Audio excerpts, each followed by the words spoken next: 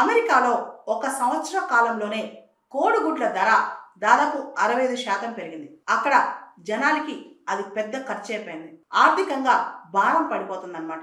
ఇప్పుడు America south Korea నుంచి, Turkey నుంచి కోడిగుడ్లు కొనుక్కుంటోంది. ఆల్రెడీ పోలాండ్, ఫిన్లాండ్, డెన్మార్క్ వీళ్ళని అడిగింది, కానీ వీళ్ళు ఎక్స్పోర్ట్ చేయమని చెప్పేశారు.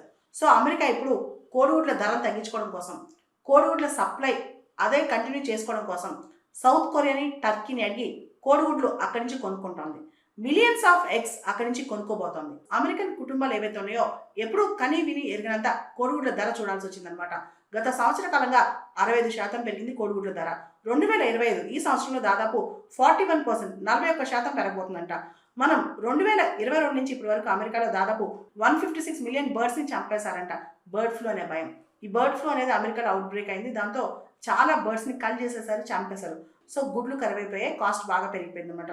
దాంతో అమెరికా ఇప్పుడు టర్కీ నుంచి, సౌత్ కొరియా నుంచి కోడిగుడ్లు కొనుక్కుంటుంది అనమాట. ముఖ్యంగా సౌత్ కొరియా ఈ సంవత్సరం 20 టన్స్ ఆఫ్ ఎగ్స్ అమెరికాకి అమలుందంట. వీటన్నిటితో పాటు యుఎస్ డిపార్ట్మెంట్ ఆఫ్ అగ్రికల్చర్ వాళ్ళు పౌల్ట్రీ ఫార్మ్స్ ని సపోర్ట్ చేయడానికి $1 బిలియన్ ప్లాన్ తో కూడా ముందుకు వచ్చారంట. వీళ్ళందరూ పౌల్ట్రీ ఫార్మ్స్ కి ఎటువంటి కష్టం లేకుండా సపోర్ట్ చేద్దామని ట్రై చేస్తున్నారు. సో దట్ ఎగ్ ప్రొడక్షన్ కూడా పెరుగుద్ది.